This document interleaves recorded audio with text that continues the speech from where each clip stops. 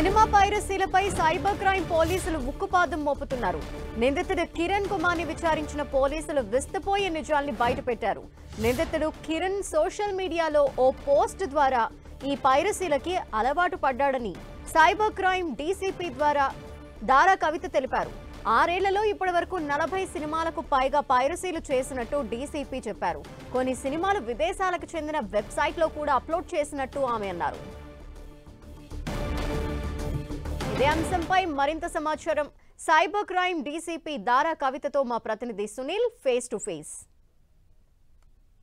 తెలుగు చలనచిత్ర పరిశ్రమని పట్టి పీడిస్తున్నటువంటి పైరసీ భూతంపై సైబర్ క్రైమ్ పోలీసులు ఉక్కుపాదం మోపారు. సైబర్ క్రైమ్ పోలీసులు ఈ పైరసీ చేస్తున్నటువంటి వ్యక్తిని ప్రస్తుతం అరెస్ట్ చేశారు. ఇక ఈ పైరసీ అరెస్ట్ చేసినటువంటి విషయాలపై మనతో మాట్లాడడానికి సెంట్రల్ సైబర్ క్రైమ్ డీసీపీ కవిత గారు ఉన్నారు. వారిని అడిగి మరి విషయాలు తీస్తున్నారు. మేడం, చాలా 100 కోట్ల పెట్టి సినిమాలు తీస్తుంటారు, సింపుల్గా 100 రూపాయలతో వచ్చి పైరసీ చేస్తుంటారు. అసలు ఇట్లా మీరు ఈ కేసుని ఎట్లా ట్రేస్ అవుట్ చేయడం జరిగింది? డీటెయిల్స్ ఏంటి?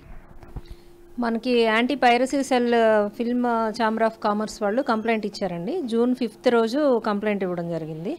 ఏంటంటే మూవీ రిలీజ్ అయిన రోజే దాన్ని కాపీ చేసి రకరకాలుగా పైరేట్ చేసి ఆన్లైన్ ప్లాట్ఫామ్స్లో అమ్మేస్తున్నారు. దీనివల్ల మాకు దాదాపు 3,700 కోట్ల రూపాయల నష్టం జరిగింది ఒక సంవత్సరంలోనే. దీని మీద యాక్షన్ తీసుకోవాలని చెప్పేసి వాళ్ళు కంప్లైంట్ ఇవ్వడం జరిగింది. దాన్ని బేస్ చేసుకొని మన దగ్గర సైబర్ క్రైమ్స్లో కేసు బుక్ చేసాము. IT act section 66E IT act, అట్లాగే కాపీరైట్ సెక్షన్స్, అట్లాగే సినిమాటోగ్రాఫ్ యాక్ట్, బిఎన్ఎస్ ఇవన్నీ క్లబ్ చేసి ఒక కేసు బుక్ చేసాము. ఇన్వెస్టిగేషన్లో మనకి చాలా అంటే షాకింగ్ ఫ్యాక్ట్స్ అన్నీ బయటకు వచ్చినాయి అనమాట. మేము వెరిఫై చేసి ఐడెంటిఫై చేసినప్పుడు అక్యూజ్డ్ ఒక ఏసీ మెకానిక్, ఏసీ టెక్నీషియన్, అతన్ని జానా కిరణ్ కుమార్ అని చెప్పేసి అతను తీసుకొచ్చి ఇంట్రాగేట్ చేసినప్పుడు అతను ఏం చెప్తున్నాడంటే వచ్చే ఇన్కమ్ సరిపోక సోషల్ మీడియా పేజెస్లో ఒక 2 years బ్యాక్ అతను చూస్తున్నప్పుడు ట్విట్టర్లో ఒక మీమ్ చూశాడు. ఏంటి అని అంటే మూవీస్ రిలీజ్ అయిన వెంటనే వాటిని వీడియో రికార్డ్ చేసి మాకు సప్లై చేస్తే మీకు డబ్బులు ఇస్తాము, హైరింగ్ చేసుకుంటాము అట్లాంటి వాళ్ళని అని చెప్పేసి ఒక మీమ్ చూసి దానికి రెస్పాన్స్ ఇచ్చాడు. త్రూ మెయిల్ అనమాట. త్రూ మెయిల్ వాళ్ళకి రెస్పాన్స్ ఇచ్చి నేను విల్లింగ్ ఇట్లాగా సప్లై చేస్తానని చెప్పేసి ఇమీడియట్గా అతను స్టార్ట్ చేశాడు. దాదాపు ఒక 1.5 year నుంచి చేస్తాడు. మూవీకి ఎంత డబ్బులు తీసుకున్నారు? ఇప్పటివరకు ఎన్ని మూవీస్ని ఇతను పైరసీ చేశాడు?